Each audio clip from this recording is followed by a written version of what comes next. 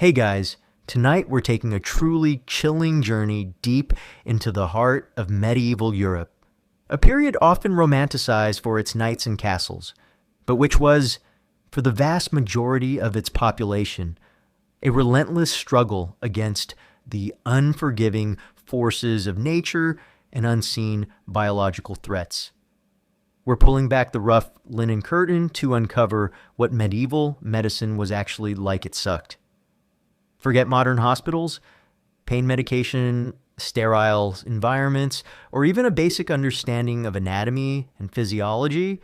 You're about to discover a grim reality where illness was rampant, every ailment a high-stakes gamble, and where the cures available were often agonizing, ineffective, and terrifyingly fatal. This wasn't a serene path to healing.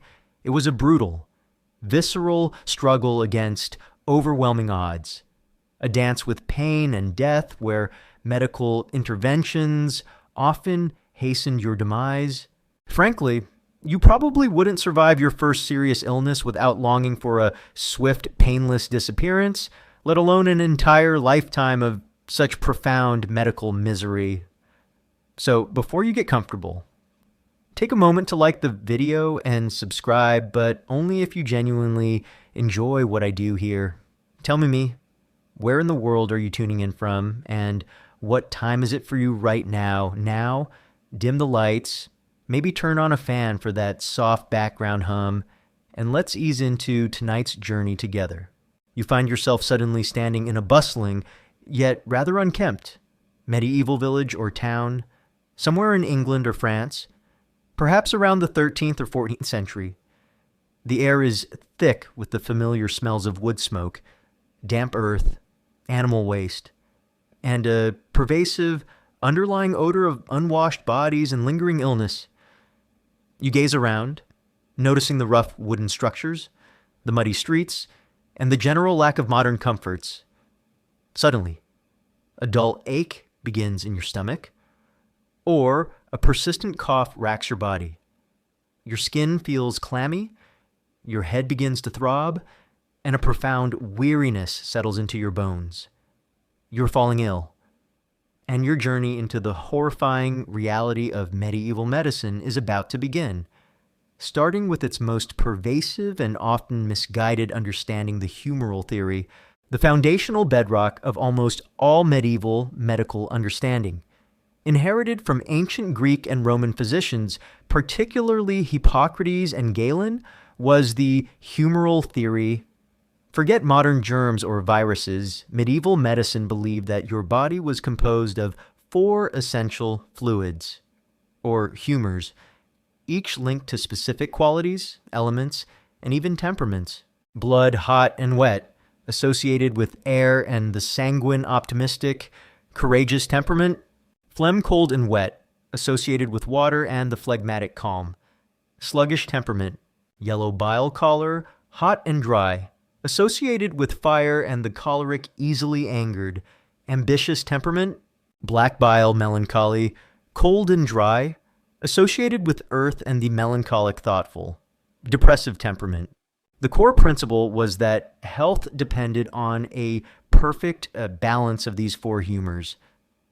If you were ill, it meant your humors were out of balance. You had too much of one humor or too little of another.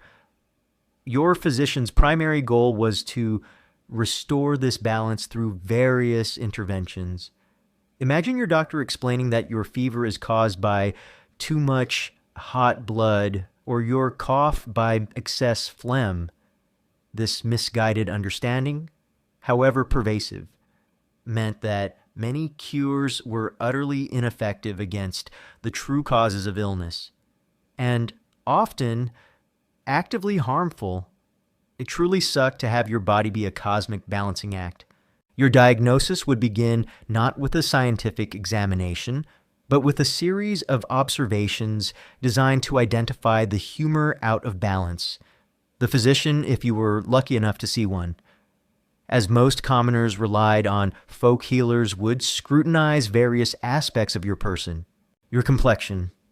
A flushed face indicated too much blood, a pale one, too much phlegm. Your temperament. Were you irritable? Yellow bile? Melancholic black bile. Your urine. Often examined for its color, clarity, and even taste. Believed to reveal the state of your internal humors. Imagine your doctor tasting your pee. It truly sucked to have your urine be a diagnostic tool. Your pulse felt for its strength and rhythm, believed to indicate the vigor of your humors. Your bowel movements, their consistency and color were believed to reveal the balance of humors in your digestive system. Once a diagnosis was made, E-Jagi, too much blood, excess cold phlegm, the treatment would focus on restoring humoral balance. This led to a range of common, often brutal, and frequently counterproductive cures. Bloodletting, the most common remedy for too much blood, believed to reduce fever or inflammation. This involved deliberately cutting a vein or applying leeches to drain blood. We will delve deeper into this horrifying practice in Chapter 2, Purging, to remove bad humors from the digestive system. This involved administering strong emetics to induce vomiting or laxatives to induce diarrhea. Imagine drinking a foul-tasting concoction designed to make you violently sick, in the hopes of expelling illness, only to suffer further dehydration and weakness. Dietary adjustments. You might be prescribed specific foods to balance your humors. If you had too much heat fever, you might be given cold foods. If you had too much cold cough, you might be given hot foods. This seemed logical within the theory, but often had no real impact on the underlying disease. Herbal remedies. Various herbs were prescribed, not necessarily for their active pharmacological compounds, but because they were believed to be hot. Cold. Wet or dry, and thus could restore humoral balance. We will explore these more in Chapter 5. Environmental adjustments. Your physician might recommend changes to your living environment, such as moving to a warmer room or a colder one, to help balance your internal humors with external conditions. The major problem with the humoral theory was its complete ignorance of germ theory. Medieval physicians had no understanding that invisible microorganisms, bacteria, viruses caused infectious diseases.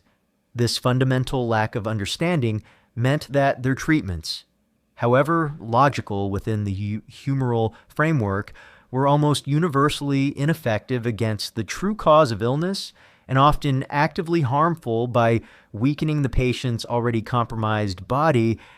Your disease, once contracted, was a terrifying lottery. The sources of medical knowledge were limited and often outdated. Medieval medicine largely relied on Latin translations of ancient Greek and Roman texts like those of Hippocrates, Galen, and Dioscorides, filtered through Arab and Jewish scholars. These texts, while containing some accurate anatomical observations, were heavily rooted in humoral theory and often included astrological or magical elements. Medical education, if available primarily in nascent universities or monasteries for monks, was largely theoretical, based on reading and debating ancient texts. With little practical clinical experience, this ensured that medical practice remained largely stagnant for centuries. Unable to effectively combat widespread disease, the cost of medical care was often prohibitive for the common peasant. You might rely on local folk healers, village-wise women, or remedies passed down through your family. As a trained physician or surgeon was a rare luxury, primarily accessible to the wealthy elite or urban dwellers. This meant that the vast majority of the population suffered and died without any professional medical intervention, or received only basic, often ineffective, home care. It truly sucked to be too poor to get proper, if useless, medical attention. One common misconception is that the humoral theory was simply bad science and entirely useless in reality, while its theoretical basis was incorrect. It did provide a systematic framework for understanding the human body and disease, which was a significant intellectual step for its time. Furthermore, some treatments derived from humoral theory, advising rest for fever, or specific dietary changes could coincidentally be beneficial, even if the underlying rationale was flawed. The system's strength lay in its comprehensiveness and logical consistency within its own framework, not in its scientific accuracy.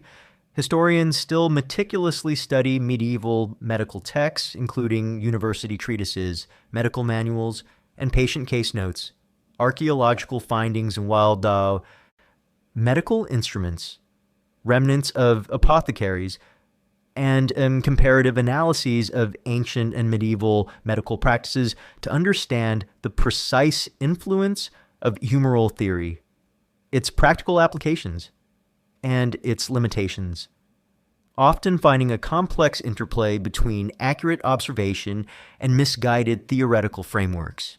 Furthermore, the role of the church in medieval medicine was immense. Illness was often viewed as a consequence of sin, a divine punishment, or demonic possession, as we'll discuss in Chapter 9. This meant that prayers, pilgrimages, saintly relics, and exorcisms were often considered as important, if not more so, than physical remedies.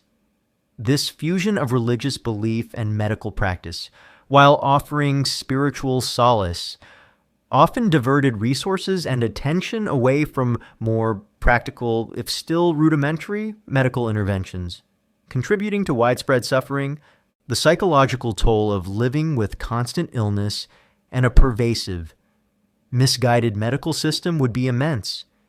You would constantly suffer from aches, pains, and various ailments, knowing that relief was elusive and cures unreliable.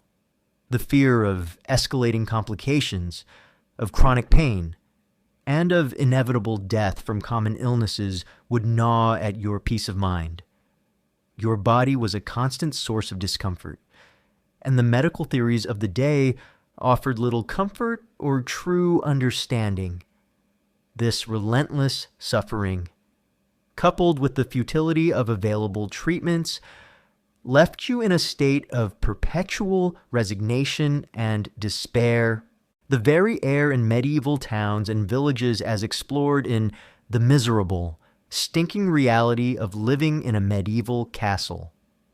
Chapter 2 was thick with pervasive odors from human and animal waste, contributing to general ill health and making recovery from illness even harder. This unsanitary environment, combined with constant illness, meant that medical theories struggled to keep up with the overwhelming reality of daily disease. So, your medieval illness plunged you into the humoral theory, a pervasive and often misguided medical understanding based on 4 bodily fluids. This flawed framework, leading to ineffective and often harmful cures like bloodletting and purging, ensured that your battle against illness was a constant, terrifying gamble, making medieval medicine profoundly sucked from its very theoretical foundation. Having understood the pervasive, often misguided, humoral theory that governed all medical thought, your immediate fate when illness struck in medieval times would often be the most common and most brutally terrifying. Medical intervention, bloodletting, forget gentle remedies. This was a widespread, seemingly logical cure for almost any ailment, involving the deliberate draining of your precious blood, making medieval medicine profoundly sucked. Imagine you are lying in your bed, racked by a fever, a throbbing headache, or perhaps suffering from a persistent cough. A physician, if you were wealthy enough to afford one, or a local barber surgeon, your most common medical practitioner would be summoned. Their diagnosis, based on humoral theory as discussed in Chapter 1, would likely conclude that your illness was caused by an imbalance of humors, specifically an excess of blood, which was seen as hot and wet, causing inflammation, fever, or a general fullness. The logical to them solution was to remove the excess. It truly sucked to be diagnosed by looking at your pee and then be told you had too much blood. The act of bloodletting was astonishingly common, practiced for a vast array of conditions, from fevers and infections to headaches, mental illness, and even gout or childbirth complications. It was not a specialized treatment, it was the go-to remedy, a universal panacea for almost anything that ailed you. The methods of bloodletting were crude and terrifyingly direct. Venesection phlebotomy. This was the most common method, involving cutting a vein to release blood. Imagine your arm being tied tightly with a ligature, a band, causing the veins to swell. The practitioner, often a barber surgeon, would then take a sharp, unsterilized lancet, a small, pointed blade or a flea knife, and make an incision directly into a prominent vein, typically in your arm, the basilic or cephalic vein, or sometimes in the leg or neck. Depending on the ailment, blood would then flow freely into a bleeding bowl, often made of brass or pewter, meticulously measured to ensure the correct amount was removed. The amount of blood removed could range from a few ounces to several pints, a significant volume, especially for someone already weakened by illness. Imagine the sight of your own vital blood gushing into a bowl, the immediate light-headedness, and the terrifying realization that this was meant to make you better. It truly sucked to have your life literally drained from you. Cupping. This involved creating a vacuum on the skin to draw blood. Dry cupping used heated cups, often glass or horn, placed on the skin, which, as they cooled, created suction, drawing blood to the surface. Wet cupping involved making small cuts on the skin with a scarificator, a spring-loaded device with multiple tiny blades, or a lancet before applying the heated cup, drawing blood directly from the cuts. This method was believed to pull out bad humors or stagnated blood. Imagine dozens of small cuts being made on your back or chest, followed by suction cups adhering to your skin, leaving behind painful bruises and streaks of blood. Leeches in some cases, particularly for localized swelling or inflammation, leeches would be applied to the skin. These blood-sucking worms would attach themselves and slowly engorge with your blood, detaching once full, while perhaps less immediately painful than venesection. The thought of worms feeding on your body and the subsequent prolonged bleeding would be profoundly unsettling. It truly sucked to have worms for doctors. The lack of understanding of germ theory was perhaps the most fatal limitation of bloodletting. The instruments, lancets, flame knives, scarificators were almost universally unsterilized. They would be used on patient after patient, merely wiped clean or rinsed in unboiled water, directly transmitting bacteria, viruses, and pathogens from one sick individual to another. A patient being bled for a fever could easily contract deadly infections like sepsis, blood poisoning, tetanus, hepatitis, or various fevers, turning a simple illness into a fatal complication. Imagine trying to recover from a serious illness only for the cure to directly introduce new, more lethal diseases into your bloodstream. It truly sucked when your medicine was literally poison. The physical consequences of bloodletting, particularly for someone already weakened by illness or malnutrition, were severe and often counterproductive. Weakness and fatigue. Removing a significant amount of blood from an already sick or malnourished body would severely weaken you, exacerbating fatigue, dizziness, and pallor. Your body's ability to fight off the underlying illness would be severely compromised, making you more susceptible to further complications. Anemia. Repeated bloodletting could lead to severe iron deficiency anemia, causing chronic fatigue, shortness of breath, and a weakened immune system, leaving you constantly drained and susceptible to illness. Shock and collapse. Large or rapid blood loss could induce hypovolemic shock, leading to fainting, cold sweats, and a dangerous drop in blood pressure, potentially causing death. Infection, as discussed, the risk of deadly infection at the site of the cut or systemically was immense, often leading to gangrene, abscesses, or fatal sepsis. The psychological impact of this brutal practice would be immense. You would face the procedure with profound dread, knowing the agony it entailed and the terrifying risks involved. The sight of your own blood, the feeling of your strength draining away, and the knowledge that this was meant to make you better would challenge your understanding of healing. Even if you survived, the physical weakness and the fear of subsequent infections would linger, making every recovery a precarious gamble. It really sucked to be afraid of your own recovery. One common misconception is that bloodletting was a rare, extreme measure in medieval medicine. In reality, it was one of the most pervasive and widely practiced medical treatments for almost every condition throughout the Middle Ages and continued well into the 19th century in some places. Its ubiquity stemmed from its logical consistency within humoral theory and the immediate, albeit temporary, physiological effects like a temporary reduction in fever or swelling due to fluid loss, or the calming effect of fainting, which were misinterpreted as evidence of its efficacy.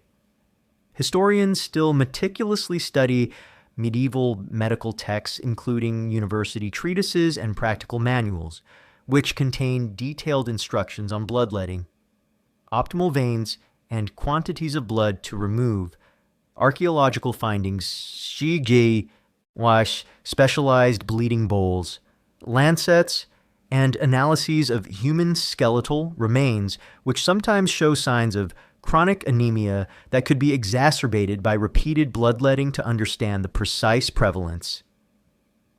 Techniques and underlying rationale for this practice: the persistence of bloodletting for centuries, despite its often detrimental effects, highlights the profound influence of humoral theory and the limitations of empirical observation in the absence of germ theory. Furthermore, the ritualistic aspect of bloodletting often involved astrological considerations. The timing of the bleeding might be chosen based on the patient's astrological sign, the phases of the moon, or the alignment of planets, believed to enhance the procedure's efficacy.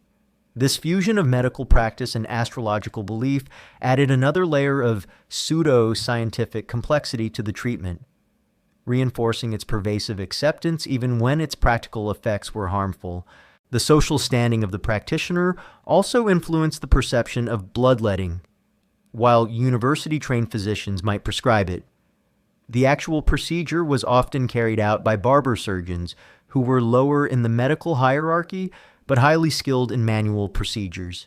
This division of labor reflected the medieval disdain for physical labor in learned professions, but it meant that your life was literally in the hands of someone who often lacked deep theoretical medical knowledge but was very good with a blade. The psychological toll of living in a world where your primary medical intervention involved deliberate self-harm would be immense. You would constantly fear illness, knowing that its cure would involve pain and weakness, this pervasive anxiety.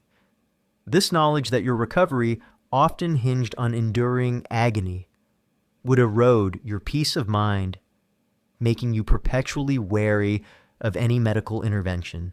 So, your medieval illness plunged you into the terrifying reality of bloodletting, the most common and brutal cure for almost any ailment.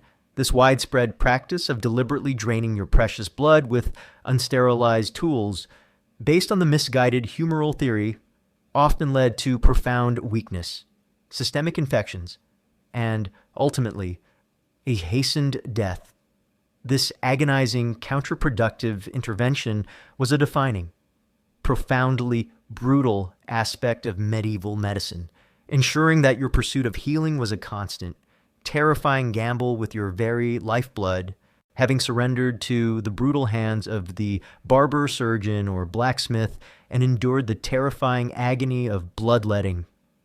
Your ordeal in medieval medicine now centered on the most visceral and terrifying intervention, primitive surgery. Forget precise incisions, sterile fields, or effective pain relief. Your daily reality involved crude tools, excruciating procedures, and horrifying risks of infection, making your healing attempts profoundly sucked. Imagine yourself lying on a hard, rough wooden table or even a dirty straw mat in the dimly lit, often unsanitary space of the practitioner. The air is thick with the pervasive smell of stale blood from previous patients, unwashed bodies, and perhaps the faint, metallic tang of an old forge or the earthy scent of a peasant's cottage. You are gravely injured or terribly ill, perhaps suffering from a compound fracture with a bone visibly protruding from your skin, a deep, festering wound that needs lancing, or a painful abscess that demands cutting. The practitioner, whether a barber surgeon with rudimentary training, a village folk healer, or a blacksmith relying purely on brute force, would approach your face, their hands unwashed, their expression grim, holding the instruments of your torment. This was your operating theater, and it was a scene of unadulterated medieval horror. It truly sucked to have your surgery performed in a glorified stable. The most shocking and horrifying aspect for a modern observer would be the complete absence of effective anesthesia. While medieval practitioners knew of certain substances that could induce stupor or dull pain, like strong wine, crude opium derived from poppy juice, or mandrake root, which could induce a semi-conscious state but were unreliable and often dangerous due to their unpredictable effects on both the patient and their vital functions. These were far from true anesthetics that would render a patient fully unconscious and insensitive to pain. More often than not, your patients, whether they were a lord, a knight, as we discussed in The Brutal Reality of Medieval Dentistry. Chapter 3. A similar lack of anesthesia applied to dental extractions, or a common peasant, would be fully conscious during procedures. Imagine a human being, your father, your child, or even yourself screaming, thrashing, and biting down on a leather strap or a piece of wood as the practitioner cut into flesh, manipulated broken bones, or probed a deep, agonizing wound. You would have assistants, often strong men, physically holding the patient down, suppressing their natural reactions to overwhelming, unimaginable agony, the psychological toll of inflicting such pain, even in the name of healing. Hearing the unadulterated screams of your patients would be immense, forcing you to develop a chilling detachment as a necessary coping mechanism to survive your profession. It really sucked to literally cut into living, screaming flesh, knowing there was no way to stop the agony. Your surgical tools were terrifyingly basic, often crude, and far from sterile. They might be made of bronze, iron, or even bone, and while some showed remarkable ingenuity in their design, they were almost universally reused repeatedly without proper sterilization between patients. A knife used to lance one patient's pus-filled abscess might then be wiped clean, perhaps with an unsterile rag, or simply rinsed in unboiled water and used to stitch another's wound, directly transmitting bacteria, viruses, and deadly pathogens from one sick individual to another. The concept of germ theory was utterly unknown. Medieval practitioners had no understanding that invisible microorganisms caused infection. Their cleaning efforts were based on removing visible dirt, not microscopic killers. This fundamental lack of understanding made every invasive procedure a game of Russian roulette with deadly pathogens. Your instruments, meant to heal were also silent vectors of death. It truly sucked to have your operating instruments be vectors of disease. Common surgical procedures you would perform, all without modern hygiene or pain control, included amputations for limbs severely infected, gangrene from a wound, frostbite, or unchecked cellulitis, irreparably crushed from an accident, or a battle wound, or diseased beyond recovery. Amputation was a brutal, last resort procedure to prevent the spread of infection and save a life. Imagine using a crude saw to sever a limb, bone and flesh, the patient thrashing and screaming, while blood poured onto the unsterile floor, the immediate shock. Immense blood loss and subsequent exposure to infection meant that many patients died during the procedure itself or shortly after. The stumps, crudely closed, were prime sites for deadly, festering infections, setting broken bones, reduction fractures, especially compound fractures where the bone broke through the skin, a common result of accidents. Falls, or battle injuries, were incredibly dangerous. You would attempt to manually realign the shattered bones, using brute force and tactile skill, and then apply rough splints made of wood, bark, or stiff bandages bound tightly. Proper alignment was often difficult to achieve without x-rays, leading to slow, agonizing healing and frequently resulting in permanent deformities, chronic pain, and limited mobility. A person whose leg healed crookedly would be left with a permanent limp, or an arm that could no longer fully extend or bear weight, rendering them disabled for life and unable to perform manual labor. It truly sucked to be crippled by your own recovery, lancing abscesses and draining pus-infected boils, deep wounds, or internal abscesses. Collections of pus would be lanced, cut open to drain the pus and relieve pressure. While sometimes effective in expelling localized infection, this opened the body to further, more dangerous, systemic infection if not done hygienically. The stench of pus and decaying tissue would be overwhelming in the infirmary. Removing foreign objects, extracting embedded arrowheads, spear fragments, or broken bone shards from deep wounds.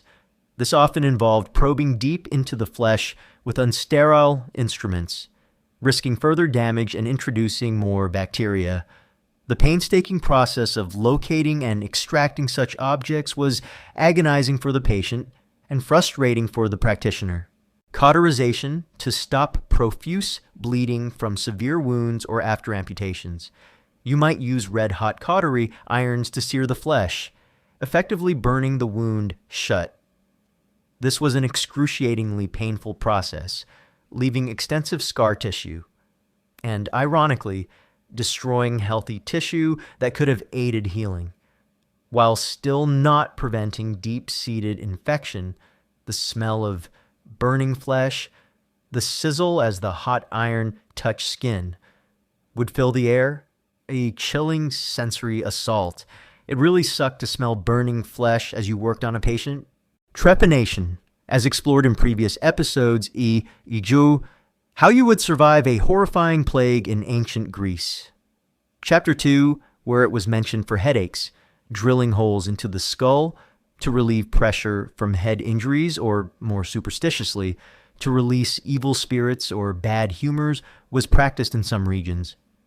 This was a highly invasive procedure with an extremely high mortality rate due to brain damage, hemorrhage, or rampant infection, turning the skull into a literal gateway for death. The risk of infection, sepsis, tetanus, gas gangrene was paramount and ever present, even if the immediate surgery was successful and the patient survived the trauma, shock, and blood loss. They often succumbed days or weeks later to deadly complications. The body, already weakened by trauma, had little defense against the relentless assault of bacteria introduced during the unsterile procedures. You would witness agonizing deaths from high fevers, uncontrollable tremors from tetanus, rapid physical deterioration and profound pain, knowing that your best efforts at healing had merely delayed the inevitable. Many lives were lost, not to the initial wound, but to the very cure administered. It truly sucked when your medicine was literally poison, delivered through infected tools. Post-operative care was almost non-existent by modern standards. After a surgery, the patient would be left to heal in unsanitary conditions, often with rough, unsterile bandages. There were no antibiotics, no consistent pain management, and minimal follow-up by trained medical staff. Their survival depended entirely on their body's inherent resilience and an immense stroke of luck. Your role was to repair, not necessarily to provide long-term care, and the patient's fate was largely out of your hands once the procedure was done, leaving them to battle invisible killers alone. The psychological toll of performing such brutal procedures, constantly inflicting immense pain in the name of healing, and witnessing agonizing deaths from complications, would be immense. You would become desensitized to suffering as a coping mechanism, a necessary adaptation to survive your profession. This detachment, however, would come at the cost of your own emotional well-being, leaving you a hardened, perhaps cynical, practitioner. Your mind would be a repository of gruesome images and desperate pleas, making true peace of mind elusive, transforming your noble calling into a perpetual nightmare where human life was a negotiable asset. It truly sucked to sacrifice your soul for your job. One common misconception is that ancient or medieval surgeons were purely barbaric and lacked skill. In reality, some medieval surgeons like Henri de Monville, a 14th century French surgeon who treated knights and wrote extensive texts, were remarkably skilled for their time. Possessing practical anatomical knowledge, often gained from battlefield experience or limited dissection, and capable of performing complex procedures like removing bladder stones or setting difficult fractures. However, their fundamental lack of germ theory was a critical, fatal flaw that doomed many patients to post-operative infection. The advancements they made were often overshadowed by the high mortality rates from preventable infections. Historians still meticulously study medieval surgical manuals that, while those by Lanfranc of Milan, Guy de Chauliac, or Henri de Monville, archaeological findings of medieval surgical toolkits which show a surprising array of instruments, and detailed historical accounts of patient treatments to understand the precise capabilities and significant limitations of medieval surgery, consistently revealing the pervasive prevalence of post-operative infections as the primary cause of death, making the true horrors of medieval surgery a stark reality. Furthermore, the very unsanitary environment of medieval hospitals, often attached to monasteries or churches if available, were often overcrowded and rife with contagion. Patients recovering from one ailment could easily contract another, more deadly, infection from their surroundings or from other patients. This further complicated any attempts at surgical intervention, turning a recovery ward into a death trap. Your healing efforts were constantly undermined by the very environment of care. The lack of consistent medical education and licensing outside of nascent university systems for physicians also meant that surgical skills varied wildly. You might encounter highly skilled barber surgeons with years of practical experience, or utterly incompetent quacks whose interventions were pure butchery. This lack of standardization meant that the patient's fate often hinged on the luck of finding a competent, if still primitive, practitioner, adding another layer of terrifying uncertainty to any surgical procedure.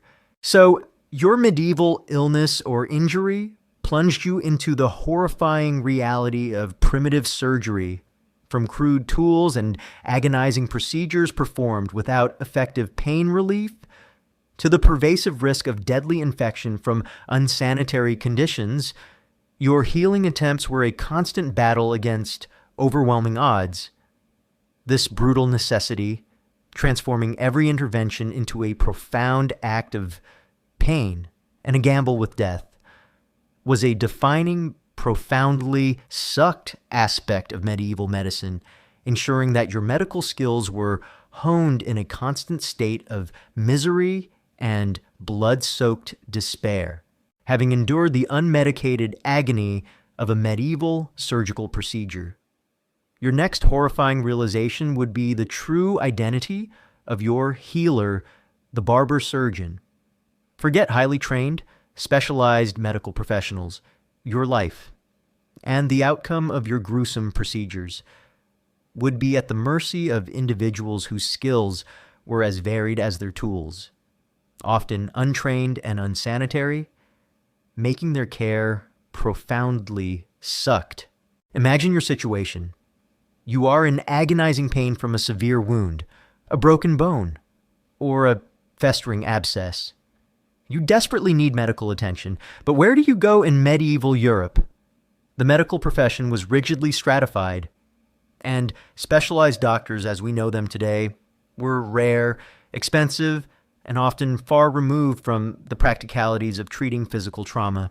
Your most likely recourse, whether you were a common peasant or even a lower-ranking noble, would be the barber surgeon. These individuals were versatile practitioners, occupying a unique and often grim niche in medieval society.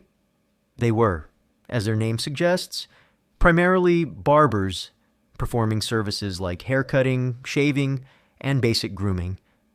But their skills with sharp blades and their willingness to handle bodily fluids made them the de facto surgeons of the age, performing a wide range of medical procedures that today would be handled by highly specialized doctors.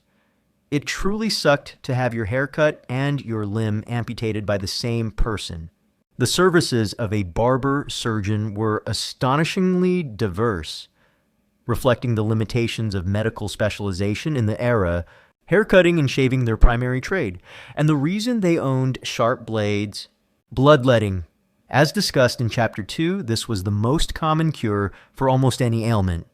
Barber surgeons were highly skilled at cutting veins or applying leeches. Tooth extraction. Your worst nightmare as explored in Chapter 3, the brutal reality of medieval dentistry.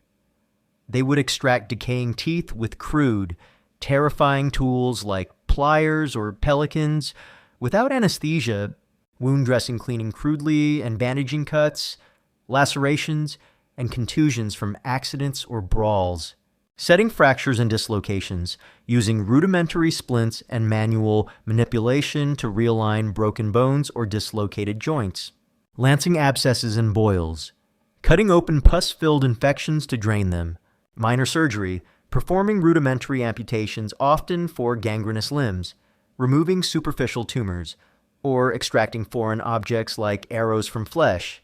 The central, horrifying problem was the lack of formal, standardized medical training in surgery.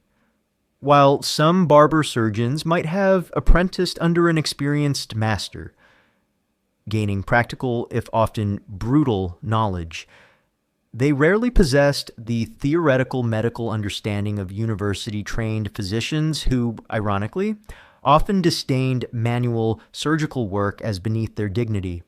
Their knowledge of anatomy was often rudimentary, and their understanding of disease causation was based on the misguided humoral theory as explored in Chapter 1, not on scientific principles. They operated by observation, tradition, and sheer brute force. It truly sucked to be treated by someone who learned on the job with no formal medical degree. Hygiene was virtually non-existent, making their interventions incredibly dangerous. Barber surgeons had no understanding of germ theory. Their tools, knives, scalpels, saws, forceps were almost universally unsterilized. They would be used on patient after patient, merely wiped clean on a dirty rag or rinsed in unboiled water. directly transmitting bacteria, viruses, and deadly pathogens from one sick individual to another. The same knife used to lance a boil might then be used to cut hair or to perform a tooth extraction on the next patient, turning their practice into a horrifying vector for disease. Imagine seeing your barber's tools, still stained with someone else's blood, being brought towards your body. It truly sucked when your surgeon was a walking germ factory. The environment of their practice was equally unsanitary. A barber-surgeon's shop was a public place, often noisy and chaotic, smelling of blood, hair, and stale beer. There were no sterile fields, no clean operating tables, just a workbench or a simple chair. The air would be thick with dust, smoke, and the general effluvia of medieval life, constantly contaminating any open wounds. You were being treated in an environment that actively contributed to infection rather than preventing it. The lack of effective pain control, as explored in Chapter 3, meant that every procedure performed by the barber surgeon was an agonizing ordeal without anesthesia. You would scream, thrash, and writhe, held down by assistants as they cut, pulled, or set your bones. The psychological trauma of such unmedicated agony, inflicted by the very person trying to help you, would be immense and lasting, creating a profound fear of any medical intervention. The pervasive risk of infection was paramount and often fatal.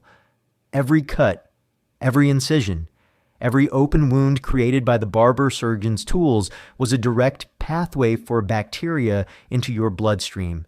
This could lead to horrifying complications like sepsis, blood poisoning, tetanus, lockjaw, or gas gangrene, which claimed countless lives days or weeks after a procedure.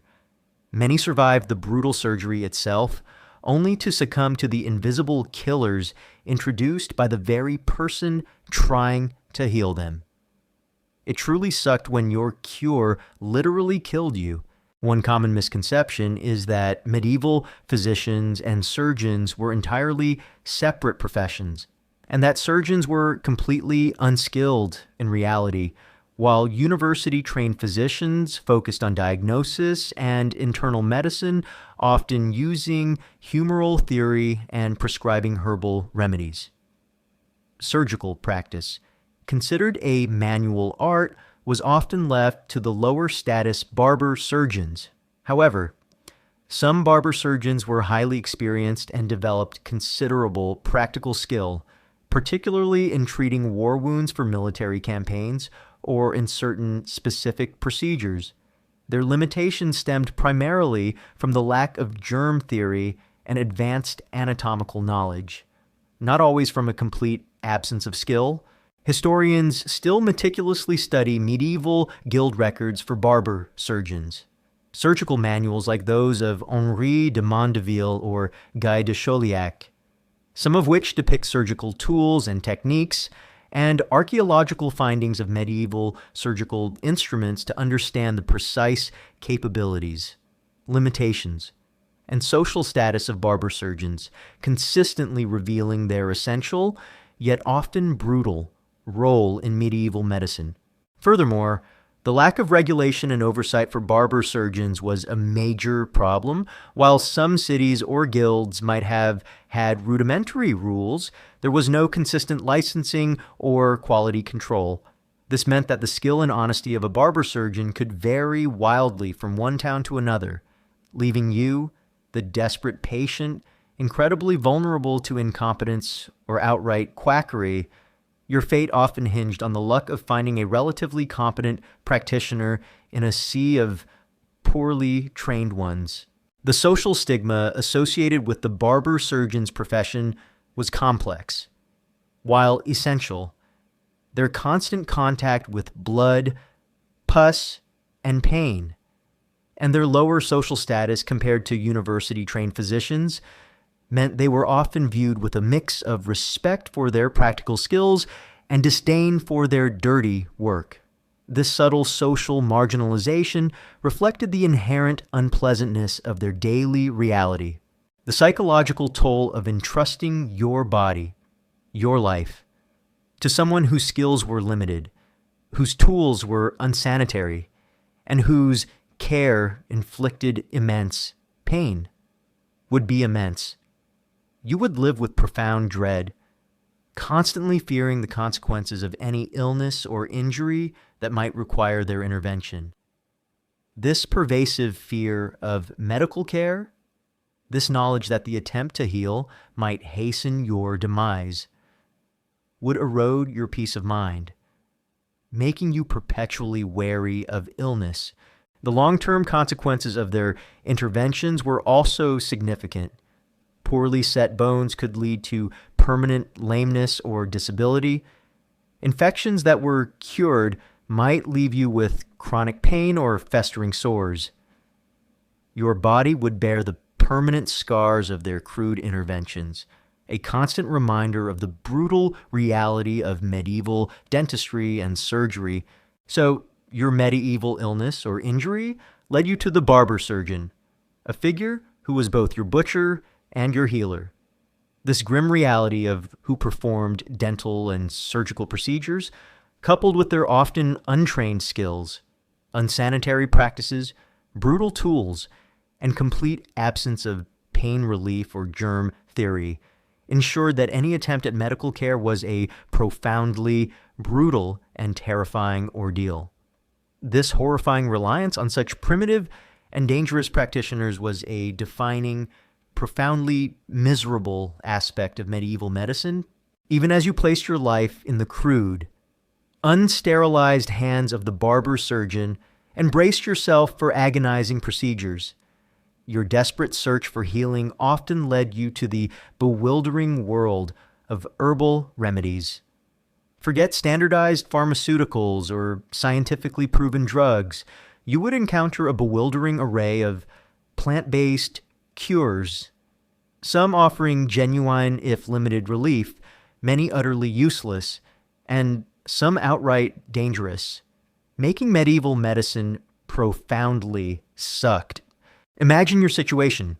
You are suffering from a persistent fever, a gnawing stomach ache, or a festering wound. A learned physician, if you were wealthy, a local wise woman, a village folk healer, or even a traveling charlatan might be consulted. Their approach to medicine, while still rooted in humoral theory, as explored in Chapter 1, heavily relied on the natural world, particularly plants. To restore balance or combat illness, the air might be thick with the pungent, often strange, aroma of various dried herbs, simmering concoctions, and medicinal poultices. It truly sucked to have your pharmacy be a backyard. The medieval pharmacopoeia was vast, drawing upon centuries of empirical observation, ancient Greek and Roman medical texts, often filtered through Arabic scholarship, and local folk traditions. You would be presented with a bewildering array of herbal cures, often prepared in various forms, decoctions and infusions, teas. Herbs would be boiled or steeped in water to create medicinal teas, consumed for internal ailments like fevers, coughs, or digestive issues. Imagine drinking a bitter, foul-tasting brew, desperately hoping it would cure your raging fever, but often finding little relief. The taste alone was often a punishment. Poultices and plasters crushed herbs, sometimes mixed with other substances like animal fat, bread, or even urine, as we'll discuss in Chapter 6, would be applied externally to wounds, swellings, boils, or aching joints. These were believed to draw out infection, reduce inflammation, or alleviate pain. Imagine a damp, smelly poultice, crawling with flies, pressed against an open wound, hoping it would heal you instead of making it worse. Ointments and salves. Herbs infused in animal fat or oil would be rubbed onto the skin for rashes, skin infections, or muscle pain. These offered some lubrication and sometimes mild antiseptic properties. Pills and lozenges. Dried herbs might be ground into powders and mixed with honey or other binders to form pills or lozenges. to be swallowed or sucked on for various ailments, from coughs to stomach complaints, emetics and purgatives. Some herbs were specifically used to induce vomiting or diarrhea, believed to expel bad humors or poisons from the body. These, while intended to cleanse, often caused severe dehydration and further weakened an already sick patient. Imagine forcing yourself to violently vomit, hoping to expel your illness, only to feel more exhausted and dehydrated. The efficacy of those herbal remedies was a terrifying lottery. While some plants indeed contain genuine pharmacological compounds that modern science recognizes as medicinal jiu, willow bark contains salicin, a precursor to aspirin, for pain and fever, digitalis from foxglove for heart conditions, opium from poppies for pain relief. Their use in medieval times was based on trial and error, tradition, or symbolic association, not on precise chemical understanding or standardized dosage, inconsistent dosage. The strength of an herbal remedy could vary wildly depending on the plant's growing conditions, the time of harvest, how it was dried, and how it was prepared. What worked for one person might be too weak or too strong for another. This made consistent results impossible. Lack of efficacy. Many herbs were used based on pure superstition or false belief, the doctrine of signatures, where a plant's appearance suggested its use. Like walnuts for brain ailments, these offered no real physiological benefit beyond a placebo effect. Outright danger, crucially. Many plants used in medieval herbalism were toxic if not prepared correctly or if consumed in excessive doses. For example, belladonna, deadly, nightshade, hemlock, or foxglove, while having medicinal properties, are potent poisons. A well-meaning healer, miscalculating a dose or misidentifying a plant, could inadvertently poison you, leading to severe illness, organ damage, neurological effects, or even death. Imagine consuming a seemingly benign herbal tea, only for your body to violently react, your vision blurring, your heart racing, realizing your cure was a deadly poison. It truly sucked to be cured to death by plants. The lack of understanding of basic anatomy and physiology compounded the problem. Healers might prescribe remedies based on humoral imbalances without understanding the true underlying cause of an illness, e.g., a bacterial infection or a virus. This meant that even a potentially effective herb for a symptom might do nothing against the root cause of the disease. The psychological impact of relying on such an unpredictable system would be immense. You would constantly cycle between desperate hope and crushing disappointment. You would force down foul-tasting concoctions, endure painful poultices, and perform bizarre rituals, desperately clinging to any promise of relief, even as you saw others around you succumb to illnesses despite similar efforts. This constant battle against illness, compounded by the futility of many available remedies, led to profound despair and a sense of helplessness. Your life was a constant gamble with nature's pharmacy. It really sucked to hope for miracles that rarely came. One common misconception is that medieval herbal medicine was inherently natural and therefore always safe and effective. In reality, while it was distinct from later chemical medicine, it was a complex blend of empirical observation, superstition, and often dangerous trial and error. Many plant-based remedies were indeed potent, but without precise dosage control, proper identification, and an understanding of toxicology, they posed significant risks. The very fact that medieval medical texts included antidotes for common poisons derived from plants suggests a pervasive awareness of their inherent dangers. Historians still meticulously study medieval herbals, books describing medicinal plants and their uses, monastic medical formularies, archaeological findings of plant remains in medical contexts, and comparative analyses with modern pharmacology to understand the precise efficacy, methods of preparation, and inherent dangers of various medieval herbal remedies, confirming a wide spectrum from beneficial to highly toxic. Furthermore, the cost of certain rare or exotic herbs could be prohibitive for common peasants, forcing them to rely on less effective local plants or to simply endure their pain, even if a potentially effective remedy existed. Access to it was stratified by wealth, ensuring that the poor suffered disproportionately. This economic barrier to even basic. Traditional remedies added another layer of misery to their medical plight.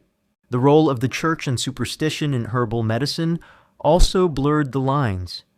Herbs might be blessed by priests, collected at specific astrological times, or used in rituals to ward off evil spirits, believed to enhance their efficacy beyond their physical properties. This spiritual overlay, while offering psychological comfort, could also lead to a dangerous over-reliance on unproven methods, diverting attention from more practical, if still rudimentary medical care. The psychological toll of enduring chronic pain, seeing your body ravaged by illness, and having no reliable means of relief would be immense. You would be constantly searching, trying new remedies, desperately hoping for a cure, only to face repeated disappointment or even worsened symptoms. This relentless cycle of hope and despair, fueled by medical impotence, would erode your spirit, leaving you perpetually weary and hopeless. Your body was a constant source of discomfort, and your cures were often just another form of torment. So, your medieval illness plunged you into the bewildering world of herbal remedies. You consumed a vast array of plant-based cures, some offering genuine, if limited, relief, many utterly useless, and some outright dangerous due to their toxic nature or inconsistent dosage. This terrifying lottery of unproven practices, making every attempt at relief a potential pathway to further suffering or even death, was a defining, profoundly brutal aspect of medieval medicine, ensuring that your pursuit of healing was a constant, terrifying gamble. Even as you desperately consumed herbal remedies and endured the agony of crude surgeries, your deepest fears in medieval medicine were confirmed by a pervasive and truly disturbing reality: the widespread use of urine and feces in diagnosis and treatment. Forget sterile lab tests. Your bodily excretions were meticulously examined, and sometimes even ingested or applied, in a desperate and often disgusting attempt to cure ailments, making medieval medicine profoundly sucked. Imagine the profound indignity. You are gravely ill, suffering from a fever, a digestive ailment, or a persistent cough. A medieval physician or healer would approach you, not with a stethoscope or a blood pressure cuff, but with a keen interest in your urine uroscopy. This wasn't merely a casual glance, it was a highly formalized and widespread diagnostic practice. Uroscopy, your urine would be collected in a specialized glass flask, a matula, often pear-shaped. The physician would then meticulously examine its color, clarity, sediment, and even smell. Different colors were believed to indicate imbalances in your humors as discussed in Chapter 1, or the presence of specific diseases. Clear, bright urine might signify health, while dark, cloudy, or oddly colored urine would point to illness. Some physicians would even observe the bubbles, floating particles, or patterns that formed in the urine, interpreting them as signs of internal conditions. Imagine your doctor holding up your urine to the light, sniffing it, and making profound pronouncements about your health based on its appearance. It truly sucked to have your pee be your medical chart. The most disturbing aspect of uroscopy was that some physicians would even taste the urine.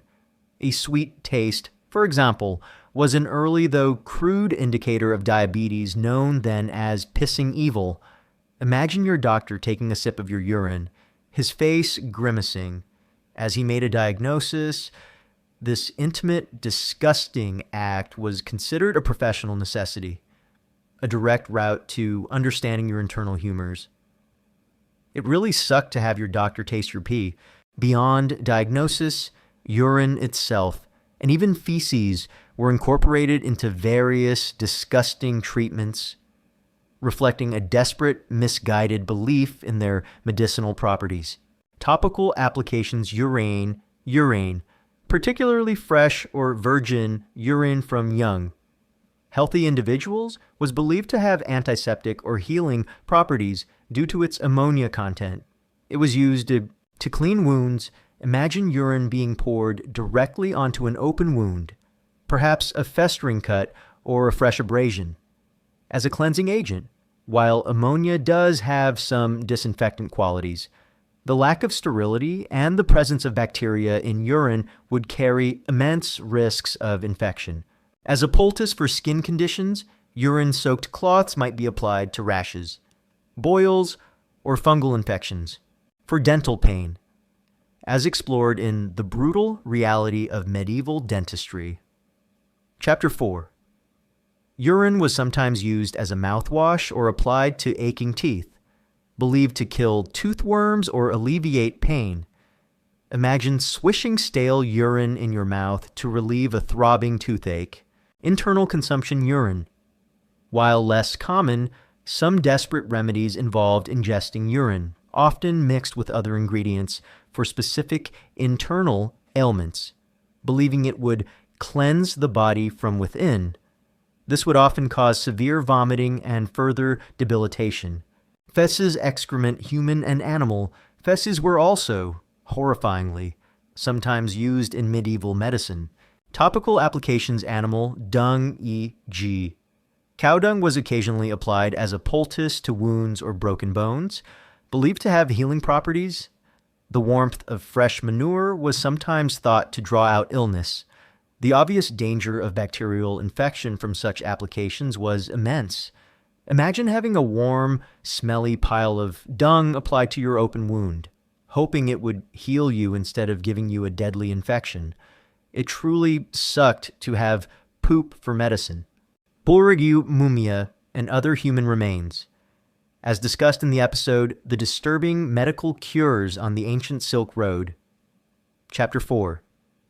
The use of dried human remains, or even parts of human excrement from a healthy person, was sometimes practiced in desperate, obscure remedies, rooted in sympathetic magic or beliefs about transferred vital essences.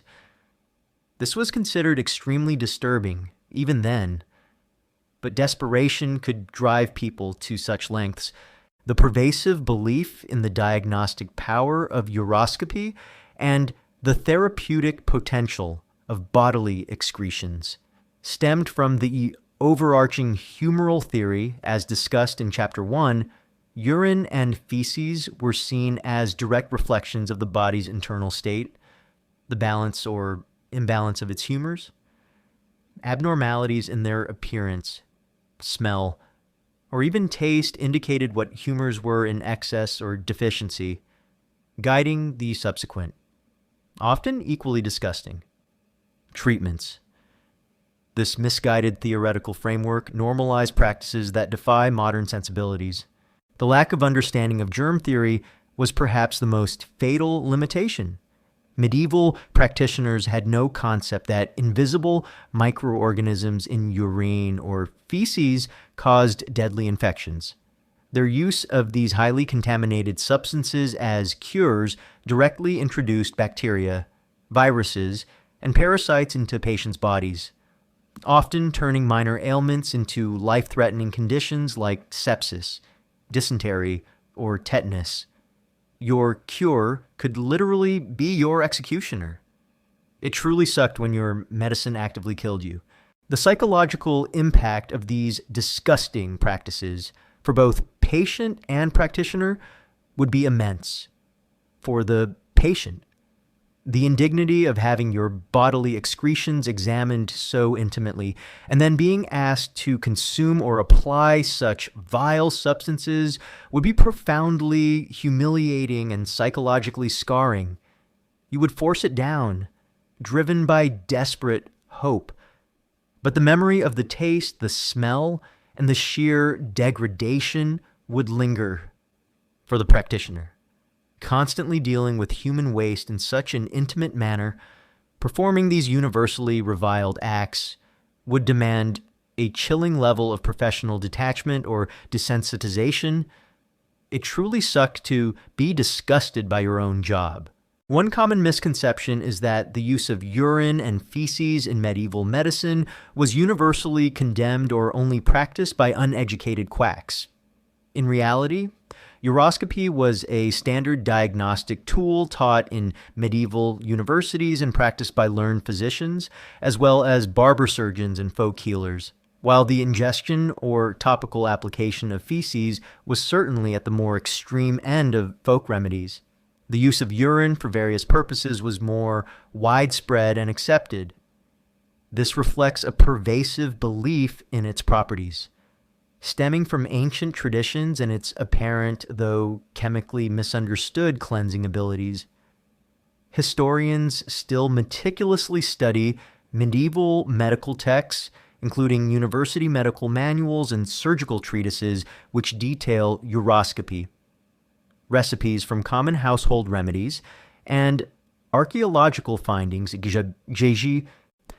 specialized uroscopy flasks, to understand the precise prevalence, variations, and cultural acceptance of these disturbing practices, often finding them to be far more widespread than modern audiences might assume.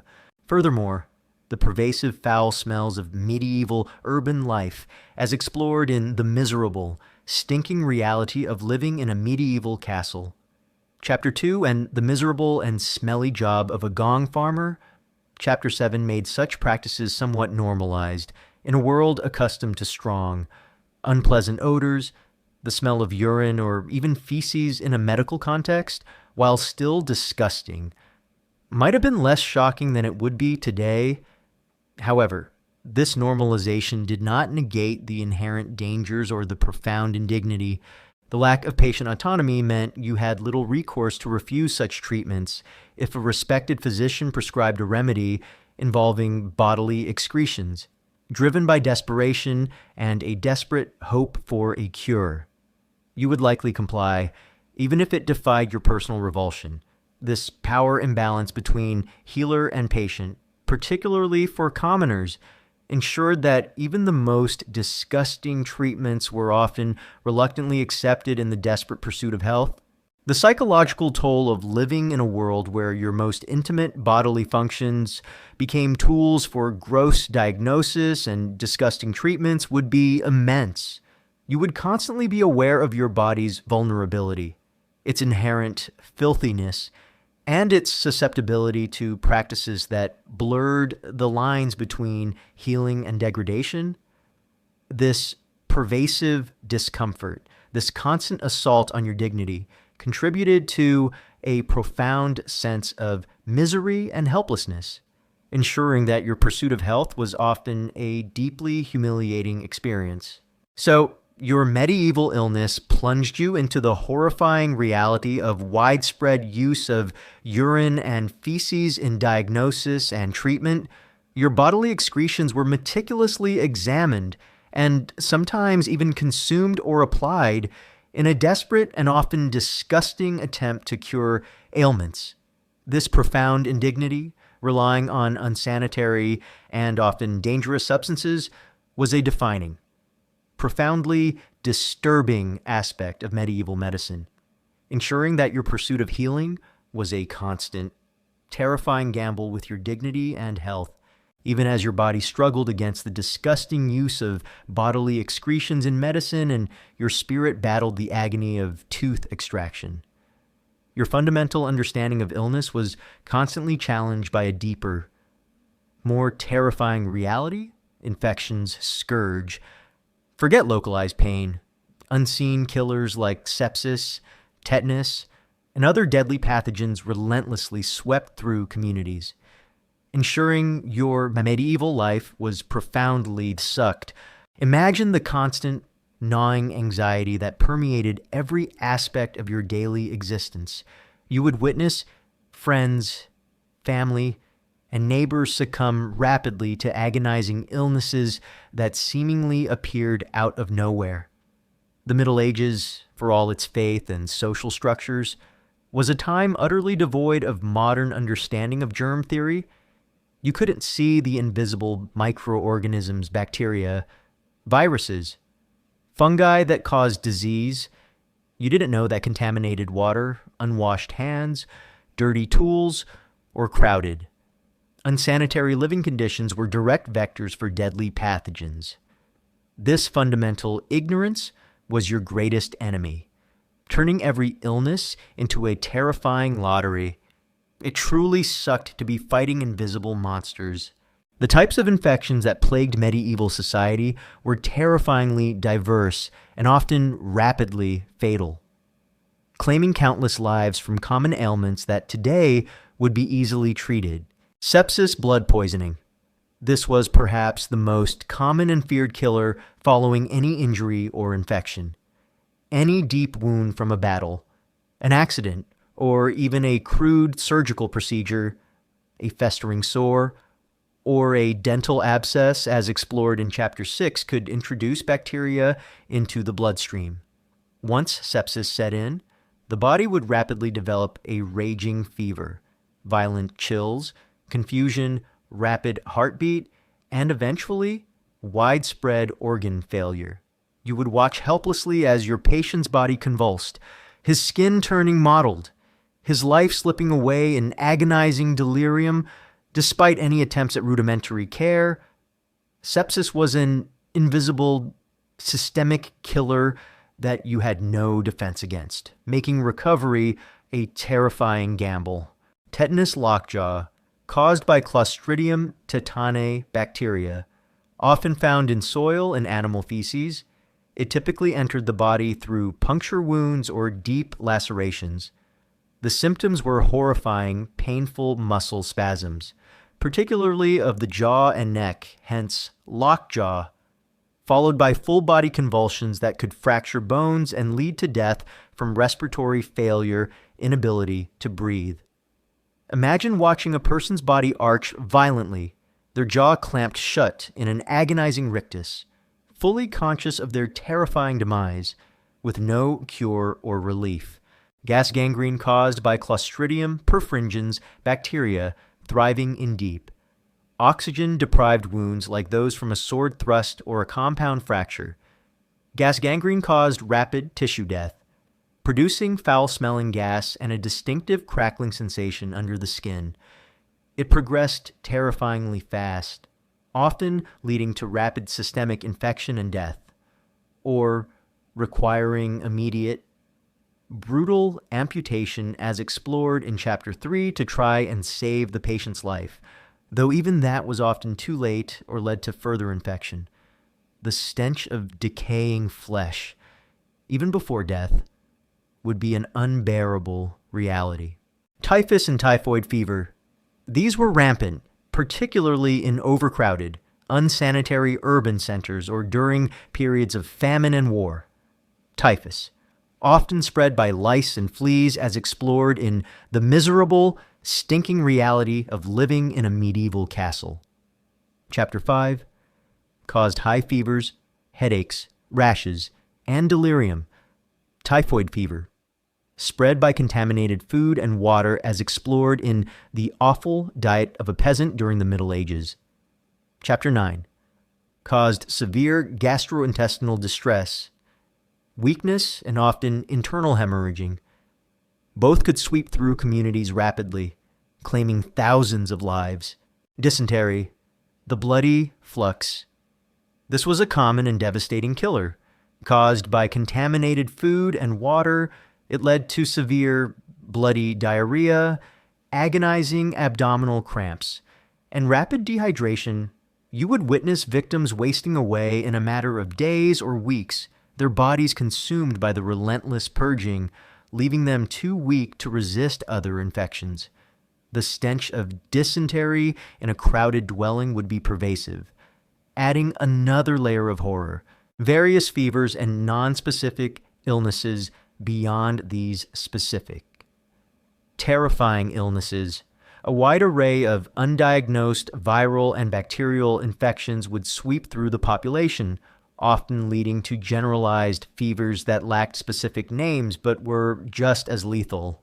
Common colds could swiftly escalate into severe bronchitis, pneumonia, or pleurisy, especially in bodies weakened by cold, malnutrition, and other chronic conditions.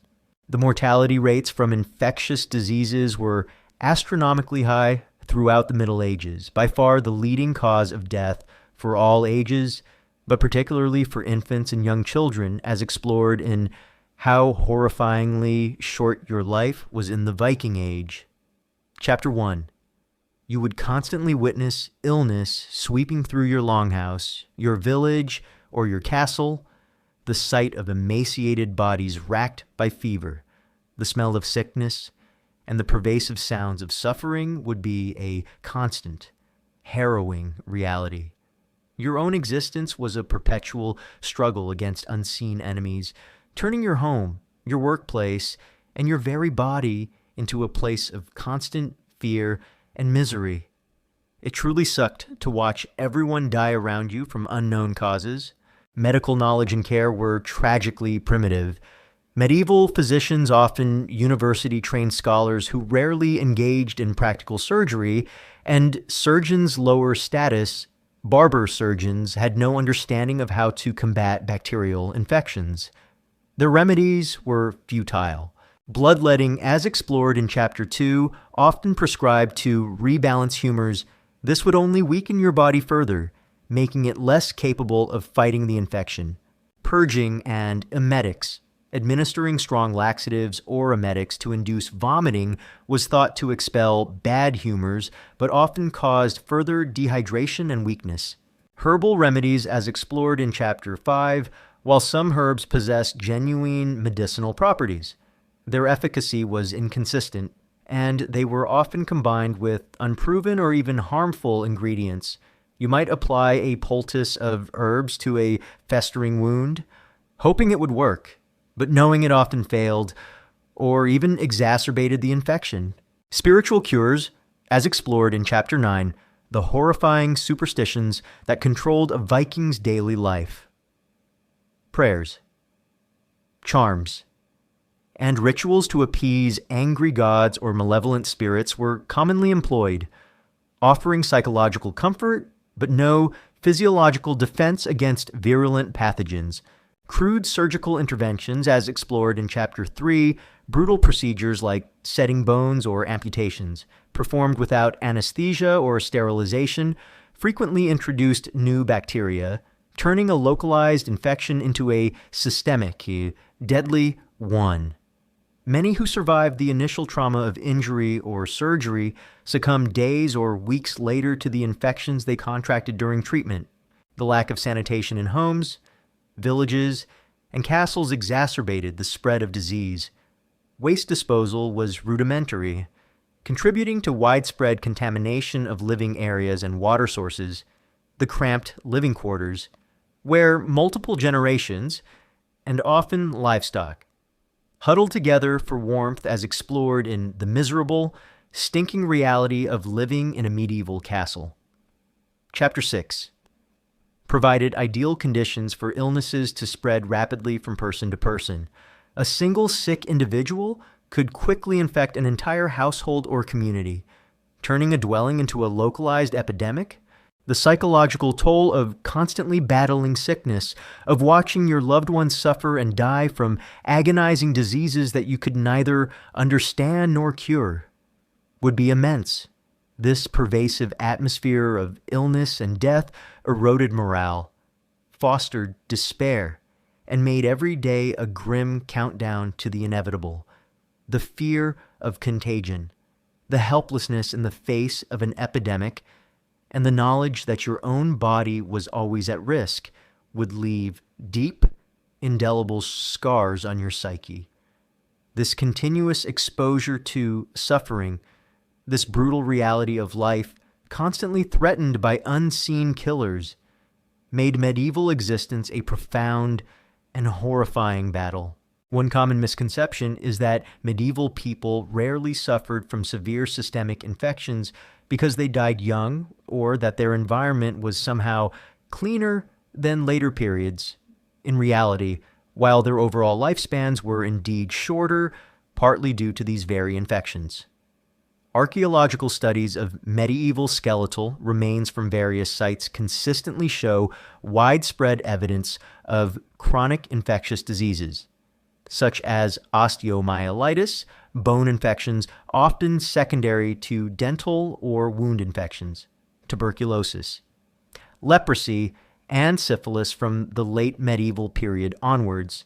These findings, combined with evidence of widespread dental pathologies and signs of malnutrition, provide grim proof that systemic infections were pervasive and often fatal. For instance, studies of mass graves from periods of famine or plague consistently show high proportions of individuals with skeletal markers of infection, confirming that unchecked infection was a primary cause of death. Historians and bioarchaeologists still meticulously study these osteological records and compare them with medieval medical texts and demographic data to paint a comprehensive, and often grim, picture of medieval health and mortality. Furthermore, the lack of public health infrastructure and organized medical responses like widespread hospitals or quarantine measures meant that once a disease outbreak began, it often swept through entire towns and regions without hindrance. You were utterly reliant on your own family's resilience and the basics, often ineffective, knowledge of local healers. This inherent vulnerability made every illness a profound personal and communal crisis, ensuring that disease remained a silent, ever-present, and brutally efficient killer.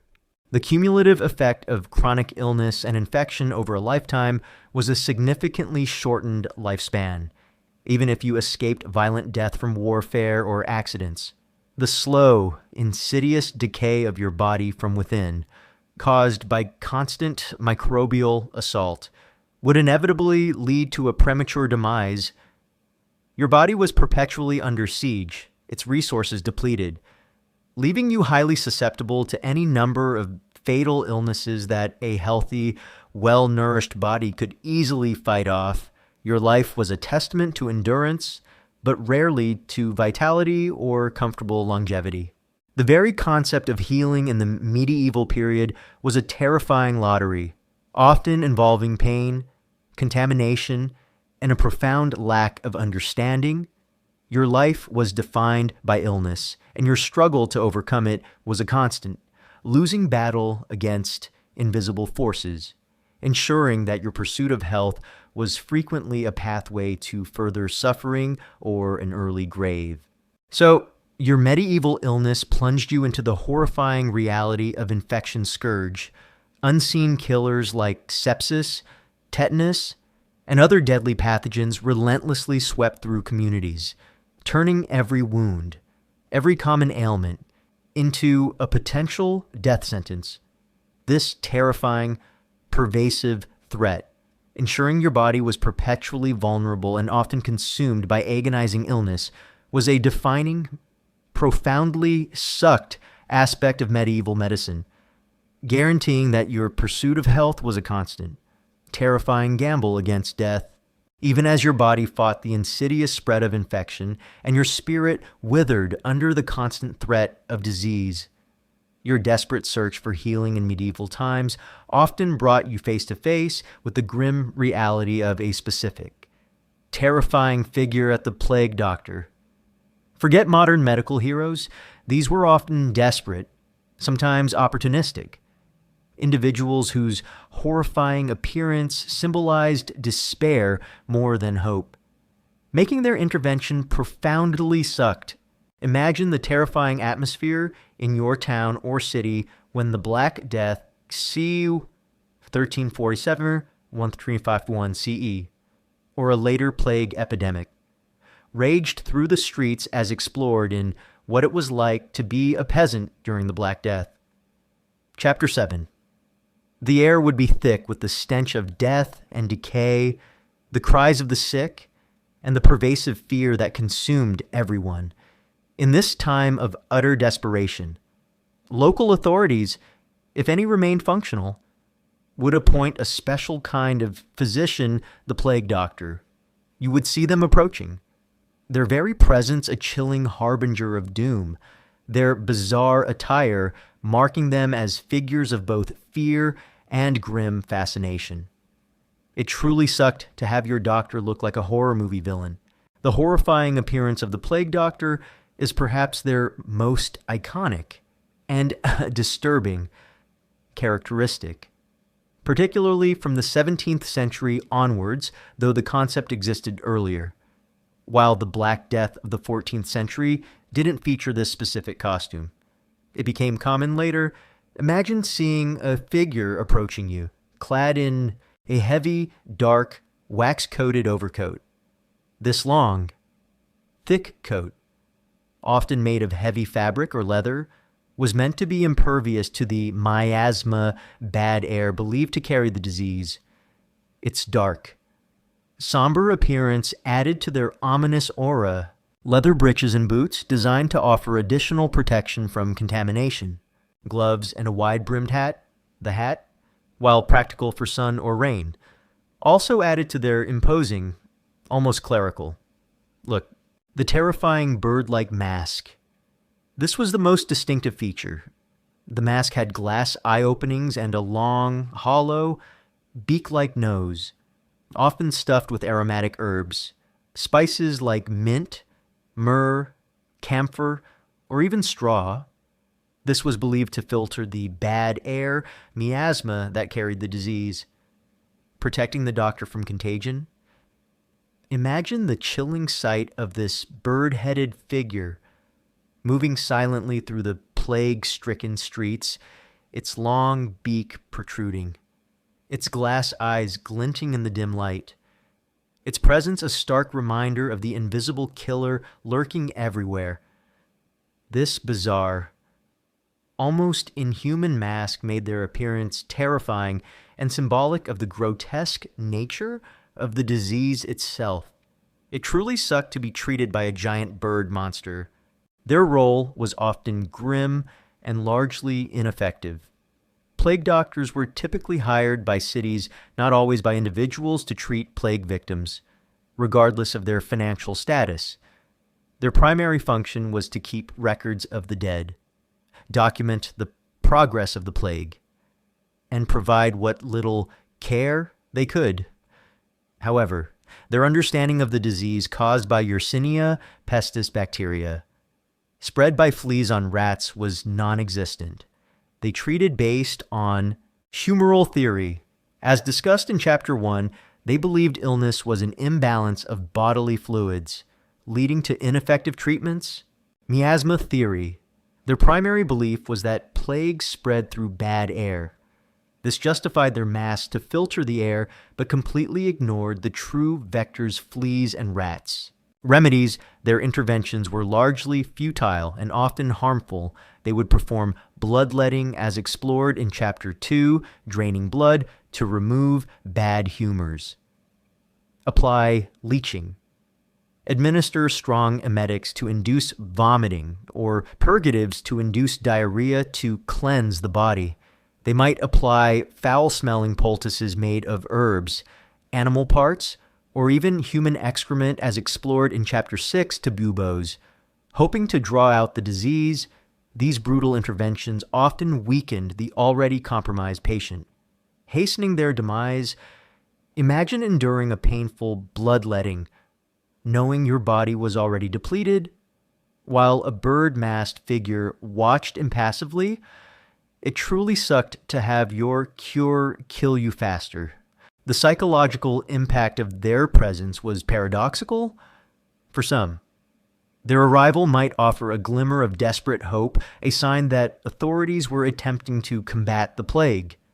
For others, particularly the sick, their horrifying appearance coupled with their often ineffective and painful treatments, made them figures of profound terror.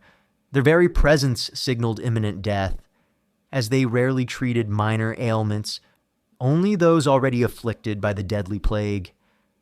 They were a constant, visible reminder of the overwhelming power of the disease and the futility of human resistance. Their appearance symbolized despair, not hope. It truly sucked to have a doctor whose presence meant you were probably going to die.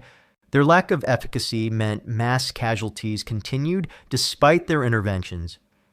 You would witness friends, family, and neighbors die, often after being treated by a plague doctor, confirming the utter helplessness of medieval medicine against the epidemic.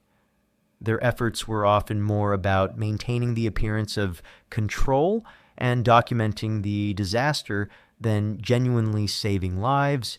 The social standing of plague doctors could be complex. They were often second-rate physicians, sometimes untrained individuals, e.g., former barbers or even charlatans who took on the dangerous role when reputable doctors fled.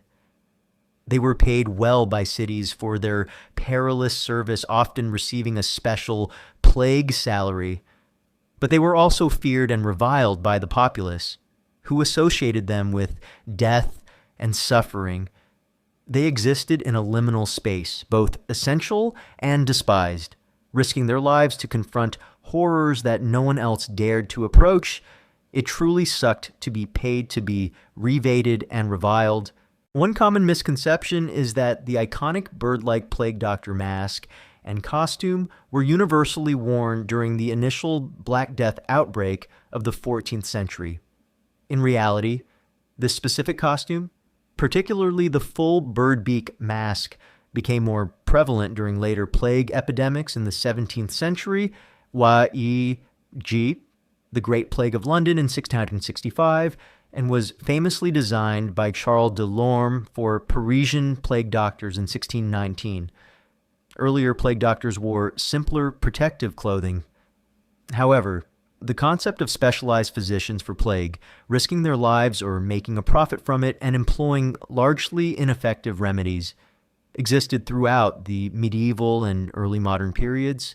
The mask, in popular imagination, has come to symbolize the grim, terrifying reality of medieval medical helplessness in the face of widespread contagion.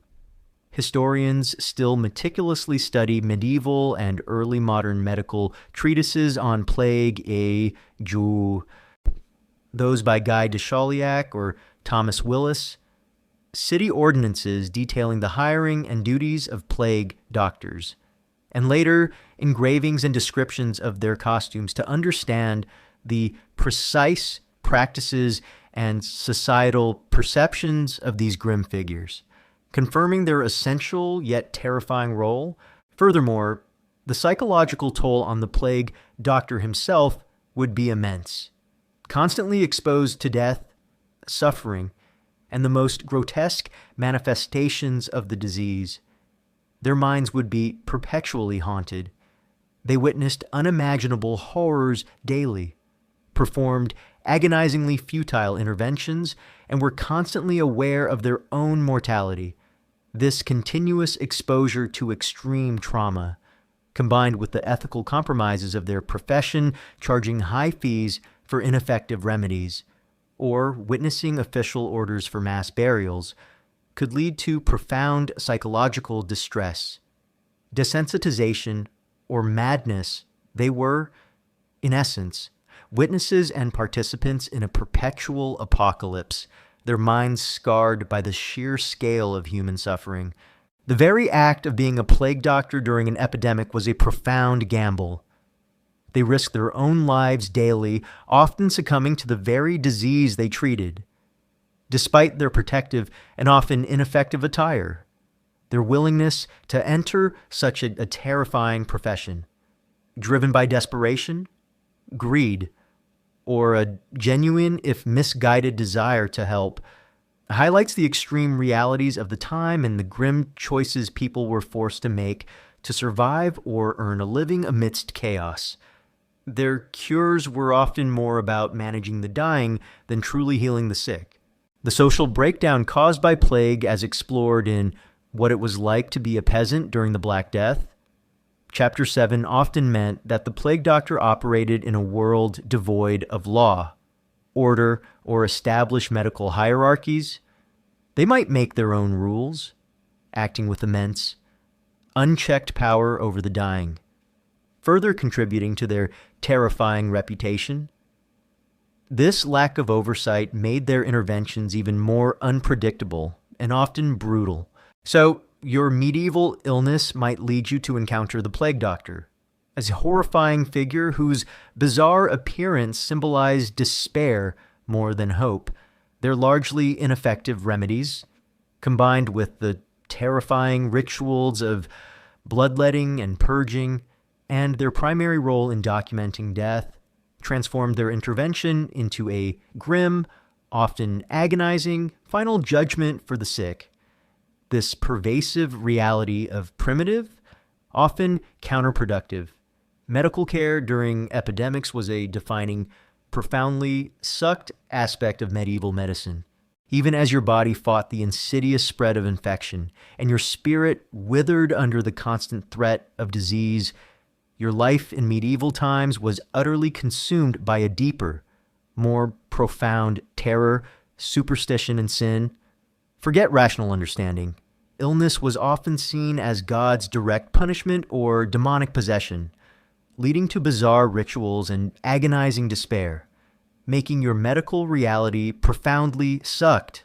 Imagine the pervasive fear that permeated every aspect of your daily life. When a disease struck, or an injury festered, the absence of scientific understanding meant that people desperately sought explanations elsewhere. The most common and terrifying belief was that your illness was a direct consequence of sin, either your own, or the sins of your family or community. God was seen as a powerful, vengeful deity who punished transgressions with plague, famine, or personal ailments. This theological framework transformed every sickness into a profound spiritual crisis, amplifying your physical suffering with immense guilt and existential dread. It truly sucked to literally be sick with sin.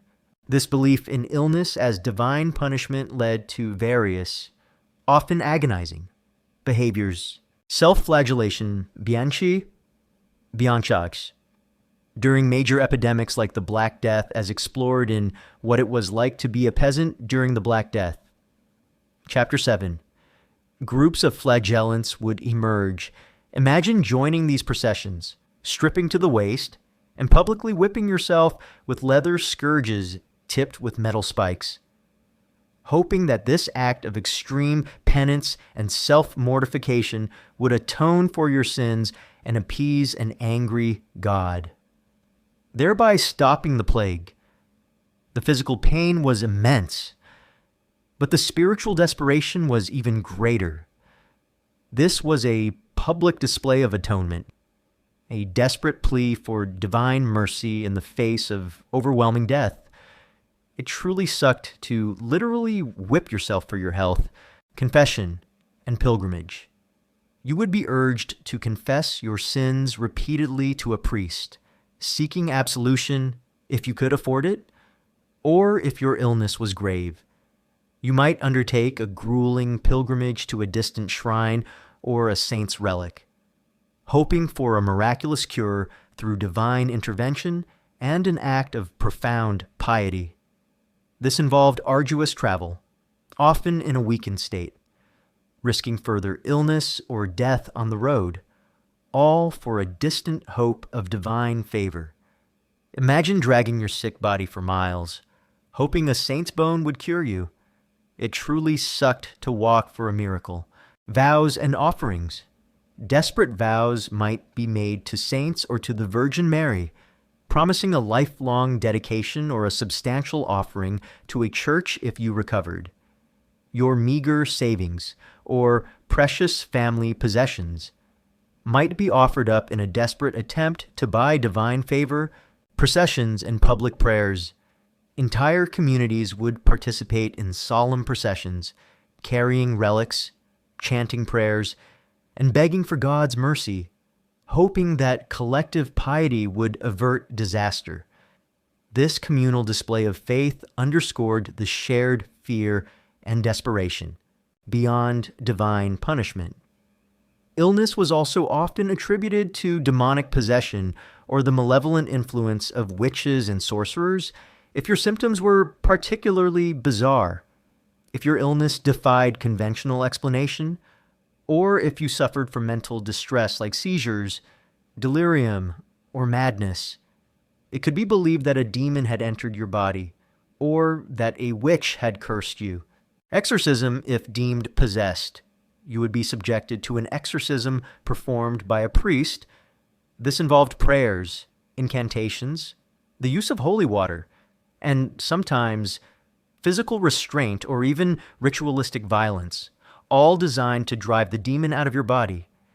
Imagine being held down, struggling against unseen forces as a priest chanted over you, believing your body was a battleground for good and evil. This could be a terrifying and psychologically damaging ordeal. Regardless of whether a demon was truly present, charms and counter magic.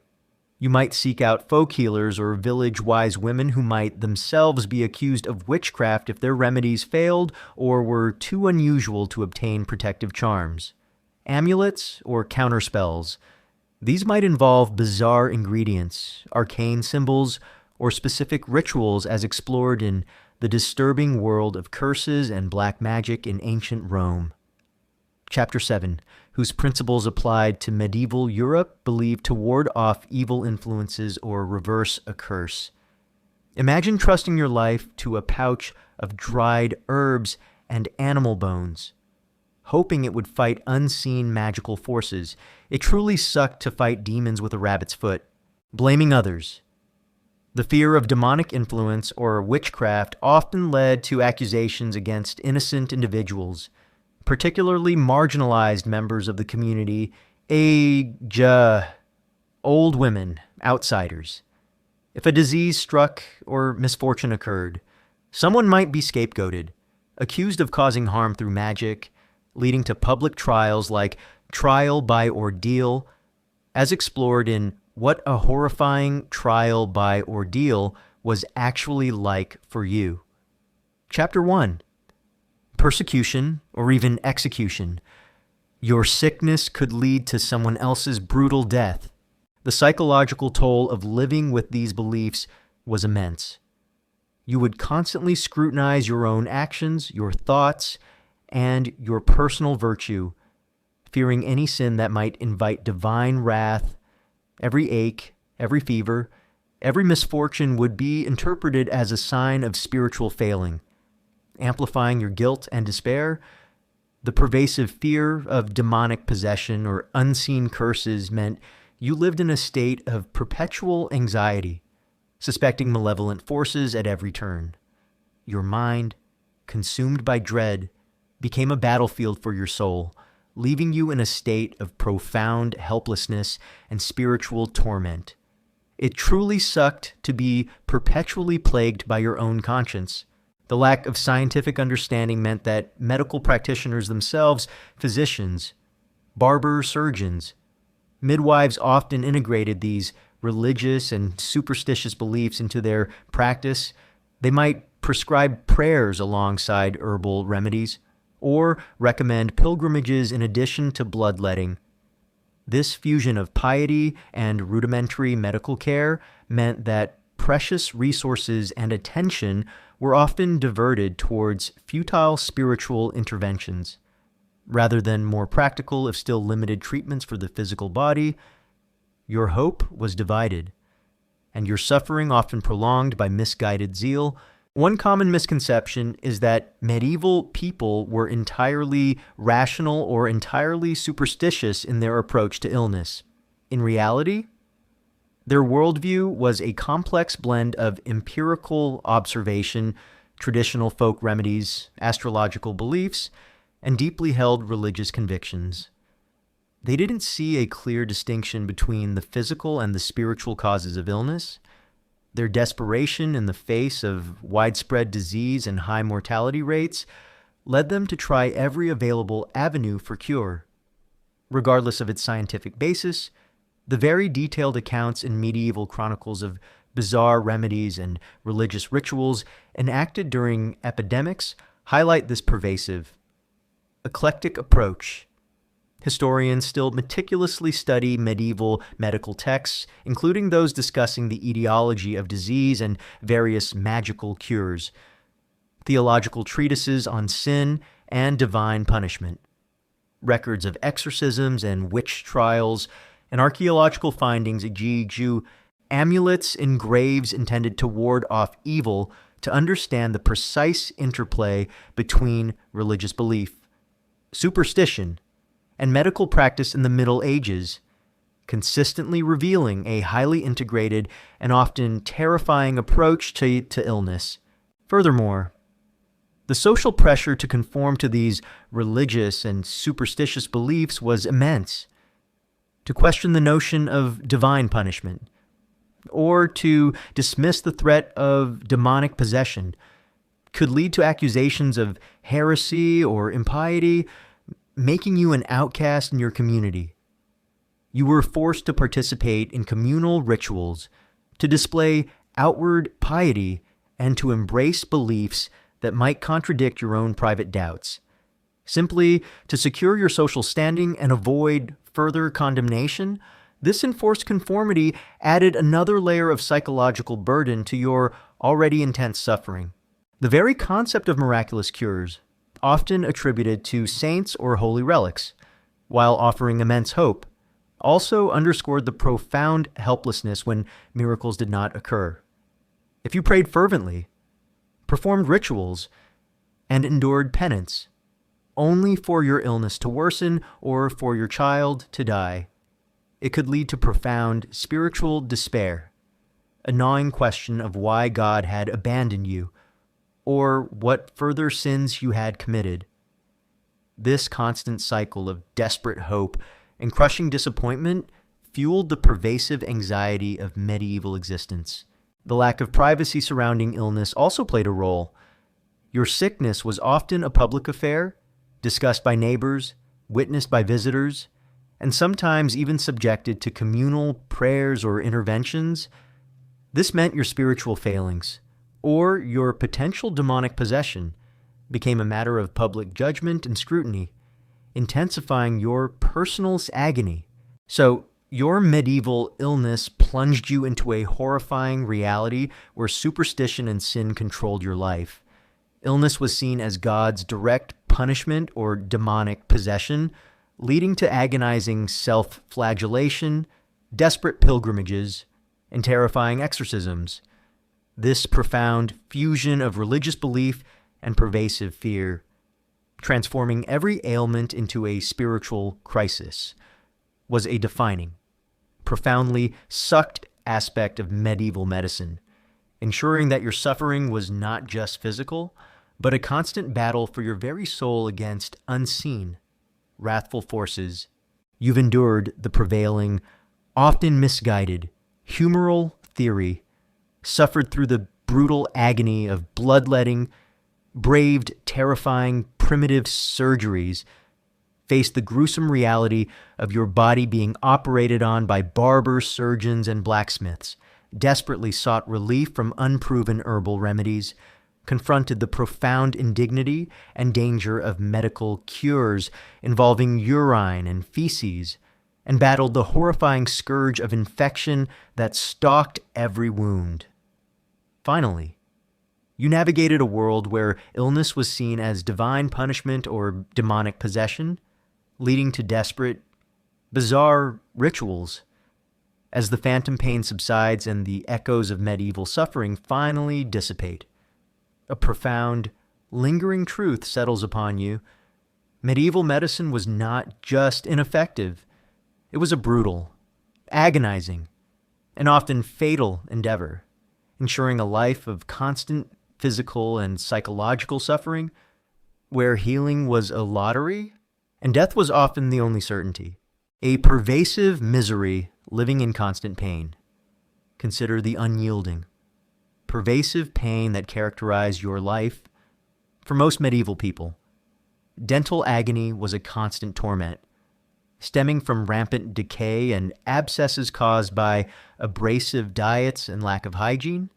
Injuries from labor, accidents, or warfare were frequent, and their crude treatment led to chronic pain, permanent disfigurement, and debilitating disabilities. Every major ailment, from a persistent fever to a broken bone, brought with it immense, unmedicated suffering that could last for weeks or months, transforming basic daily functions into agonizing ordeals. Your body was a constant source of discomfort, a canvas of scars and unresolved aches, ensuring that life was a perpetual battle against physical misery. It truly sucked to live in constant pain. The reign of ignorance, blindness to the unseen. Then there's the reign of ignorance, a terrifying blindness to the true nature of disease. The pervasive humoral theory, while offering a logical framework for its time, was fundamentally flawed. It meant physicians chased imbalances of fluids while invisible bacteria and viruses ran rampant. The lack of germ theory was perhaps the most fatal limitation. Unsterilized tools, unwashed hands, and unsanitary environments turned every medical intervention from bloodletting to surgery into a direct pathway for deadly infections like sepsis, tetanus, and gas gangrene. You were literally fighting unseen enemies with no knowledge of their existence, no effective weapons, and no understanding of how to prevent their spread. Your cures often introduced the very pathogens that would claim your life, making your best hope a terrifying gamble. Brutal interventions, torture in the name of healing. And what about the brutal reality of medical interventions when pain became unbearable? Your options were horrifyingly limited to crude, agonizing procedures. Tooth extractions were performed without anesthesia by blacksmiths wielding pliers. Amputations were conducted fully conscious, leaving patients screaming in unadulterated agony. Bloodletting, the universal panacea, actively weakened your already compromised body. The widespread use of urine and feces in diagnosis and treatment, however accepted, was a profound indignity, often introducing further contamination. These weren't gentle remedies, they were violent, invasive acts that tested the absolute limits of human endurance, often causing as much suffering as the ailment itself, transforming healing into its own form of torture. It truly sucked to have your healing be a horror show. The psychological toll, fear, superstition, and despair, finally. The profound psychological toll of living in such a medically primitive world. Illness was often seen as divine punishment for sin or demonic possession, amplifying your physical suffering with immense guilt, spiritual dread, and the terror of bizarre rituals like exorcisms.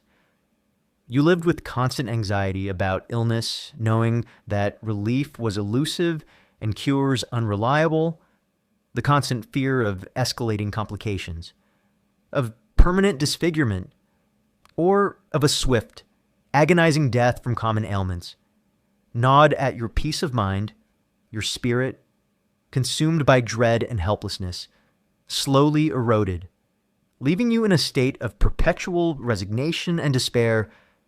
Your life was a constant battle against physical agony and mental anguish, with little hope for true solace. It truly sucked to live in perpetual medical terror, a legacy of suffering. Pre-modern reality. The overall impact of medieval medicine was a population that, despite its resilience, bore the pervasive scars of chronic illness, untreated trauma, and a significantly shortened lifespan. The average medieval person died young, not just from war or famine, but from countless ailments that today are minor inconveniences. The era's medical practices, while offering a glimpse of ingenuity through herbalism and anatomical observation, often gained through treating battle wounds or gladiators, as explored in The Horrifying Job of Being a Doctor for Roman Gladiators. Chapter 10, were fundamentally limited by a lack of scientific understanding, particularly germ theory. This gap in knowledge meant that their best intentions often led to devastating outcomes, transforming what should have been acts of healing into vectors of suffering and death. The unsung hero's resilience in the face of the unknown one, particularly poignant and often overlooked. Detail is the immense resilience and courage of both patients and healers in the face of such pervasive medical misery. Patients endured excruciating pain without complaint or with screams that went unheeded and submitted to terrifying procedures. Driven by a desperate hope for relief, healers, whether university-trained physicians, barber surgeons, or folk practitioners, operated within the limits of their knowledge, often risking their own lives during plague epidemics, as explored in What It Was Like to Be a Peasant During the Black Death. Chapter 8, To Alleviate Suffering. Genuinely believing in their methods. This human capacity for endurance and the unwavering desire to heal, even with such primitive tools and understanding, highlight a profound aspect of human nature in the face of overwhelming adversity. Their ingenuity, however limited in its ultimate efficacy, was a testament to their desperate drive for health. Historians still meticulously study medieval hospital records where they exist, often attached to monasteries, medical treatises, those by Avicenna, Henri de Mondeville, or Trotula, and bioarchaeological findings, skeletal remains showing signs of healed and unhealed disease, trauma, and the failure of interventions to understand the precise human experience of medieval illness and the various, often heartbreaking coping mechanisms adopted by both patients and practitioners. Ultimately, your experience of what medieval medicine was actually like it sucked was a profound and continuous ordeal. It was a life defined by constant physical agony, terrifying and unsanitized interventions, pervasive infections that often led to death, and the lasting scars of disfigurement and disability, this grim reality, a constant battle against pain, filth, and the brutal limitations of ancient medicine ensured that your life was a landscape of medical misery and your pursuit of healing was a terrifying, often fatal, gamble. The perceived science of the age was, in reality, a source of profound suffering, making the medieval period a truly sucked existence from a health perspective.